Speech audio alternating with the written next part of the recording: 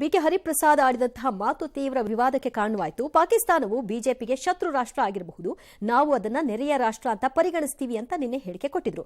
ಇದು ತೀವ್ರ ಚರ್ಚೆಗೆ ಗ್ರಾಸವಾಯಿತು. ಇದಕ್ಕೆ ಇವತ್ತು ಸ್ಪಷ್ಟನೆ ಕೊಟ್ಟು ನನ್ನ ಹೇಳಿಕೆಯನ್ನು ತಿರುಚಲಾಗಿದೆ. ನಾನು ಪಾಕಿಸ್ತಾನ ಶತ್ರು ರಾಷ್ಟ್ರ ಅಲ್ಲ, ನೆರೆ ರಾಷ್ಟ್ರ ಅಂತ ಹೇಳಿದ್ದೆ. ಆದರೆ ಮಾಧ್ಯಮಗಳಲ್ಲಿ ವಿರುದ್ಧವಾಗಿ ಸುದ್ದಿಯಾಗ್ತಾ ಇದೆ. ನನ್ನ ಹಕ್ಕುಚ್ಯುತಿಯಾಗಿದೆ, ಹಕ್ಕುಚ್ಯುತಿ ಮಂಡನೆಗೆ ಅವಕಾಶ ಕೊಡಿ ಅಂತ ಹರಿಪ್ರಸಾದ್ ಪಟ್ ಹೇಳಿದ್ರು.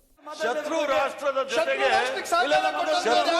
ಜೊತೆಗೆ ನಮ್ಮ ಸಂಬಂಧದ ಬಗ್ಗೆ ಮಾತಾಡ್ತಾರೆ. ಶತ್ರು ರಾಷ್ಟ್ರ ಅಂದ್ರೆ ಇವ್ರ ಪ್ರಕಾರ ಪಾಕಿಸ್ತಾನ, ನಮಗದು ಶತ್ರು ರಾಷ್ಟ್ರ ಅಲ್ಲ, ನಮ್ಮ ಪಕ್ಕದಲ್ಲಿ ಇರ್ತಕ್ಕಂಥ ರಾಷ್ಟ್ರ. ನಿನ್ನೆ ಸದನದಲ್ಲಿ ಬಹಳ ಬಿಸಿಯಾದ ವಾತಾವರಣದಲ್ಲಿ ನಾನು ಸಹ ಭಾರತೀಯ ಜನತಾ ಪಾರ್ಟಿಯವರಿಗೆ ಉತ್ತರ ಕೊಡೋ ಸಂದರ್ಭದಲ್ಲಿ ಬಹಳ ಸ್ಪಷ್ಟವಾಗಿ ಹೇಳಿದ್ದೆ, ಭಾರತೀಯ ಜನತಾ ಪಾರ್ಟಿಗೆ ಪಾಕಿಸ್ತಾನ ಶತ್ರು ರಾಷ್ಟ್ರ ಆಗಿರ್ಬೋದು. ನೀವು ಯಾವ ಅರ್ಥದಲ್ಲಿ ಹೇಳಿದ್ರೋ ಬಿಟ್ಟಿದ್ರೋ, ನೀವು ಹೇಳಿದ್ದು ಒಂದೇ, ಶತ್ರು ರಾಷ್ಟ್ರ ಅಲ್ಲ ಅಂತ. ಭಾರತೀಯರ ಪ್ರಕಾರ ಪಾಕಿಸ್ತಾನ ಶತ್ರು ರಾಷ್ಟ್ರನೇ, ಅದ್ರಲ್ಲಿ ಯಾವ ಅನುಮಾನ ಬೇಕಿಲ್ಲ. ಅದಕ್ಕೆ ನೋಟರೈಸ್ಡ್ ಸರ್ಟಿಫಿಕೇಟ್ ತರಬೇಕಾಗಿಲ್ಲ ಇಲ್ಲಿ. ಲೈಕ್ ಕಂಡಿದ್ದಕ್ಕೆಲ್ಲ ಆಕ್ಷೇಪ ಎತ್ತಿ ಮಾತನಾಡುವ ವ್ಯಕ್ತಿ ಎಂದರೆ ಹರಿಪ್ರಸಾದೇ ಅಂತ ಬೇಕಾದ್ರೆ ಹೇಳ್ಬೋದು ಒಬ್ರು, ಯಾರೋ ಒಬ್ರು. ಅದಕ್ಕೂ ನೋಟರಿ ಸರ್ಟಿಫಿಕೇಟ್ ಕೊಡಿದ್ರೆ ಮಾಡಿಸ್ಕೊಡ್ಬೋದು ಬೇಕಾದ್ರೆ ಅಷ್ಟೇ.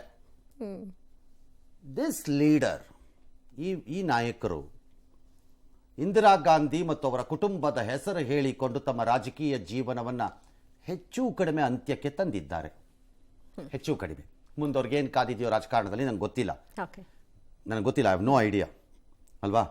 ಯಾಕಂದರೆ ನೇರ ಚುನಾವಣೆಗಳ ರಾಜಕಾರಣದಲ್ಲಿ ಅವ್ರಿಗೆ ದೊಡ್ಡ ಮುಂದೆ ಭವಿಷ್ಯ ಇದೆ ಅಂತ ನನಗೇನು ಅನಿಸಿಲ್ಲ. ಇಂಡೈರೆಕ್ಟಲ್ಲಿ ಗೊತ್ತಿಲ್ಲ, ಲೈಕ್ ಈ ಅಸೆಂಬ್ಲಿ ರಾಜ್ಯಸಭೆ ಇದೆ.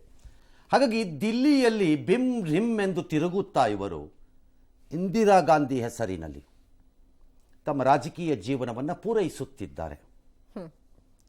ಆ ಇಂದಿರಾ ಗಾಂಧಿ ಅಪ್ಪಿ ತಪ್ಪಿ ಇವತ್ತೇನಾದರೂ ಮೇಡಮ್ ಬದುಕಿದ್ದಿದ್ರೆ, she would have taken the phone and told mister Hariprasad, what are you talking ಅಂತ.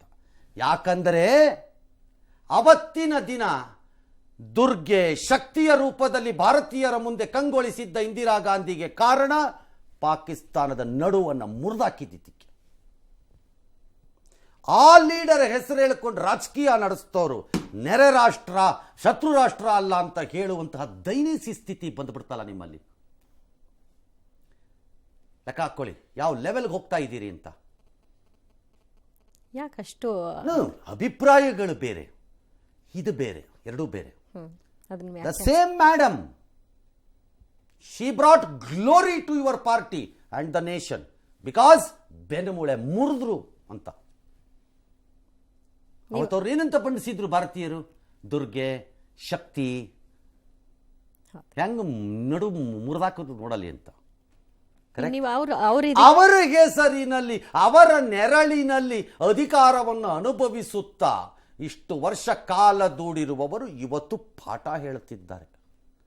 ಕಂಗ್ರ್ಯಾಚುಲೇಷನ್ಸ್ ಕಾಂಗ್ರೆಸ್ಗೆ, ಅವ್ರಿಗಲ್ಲ.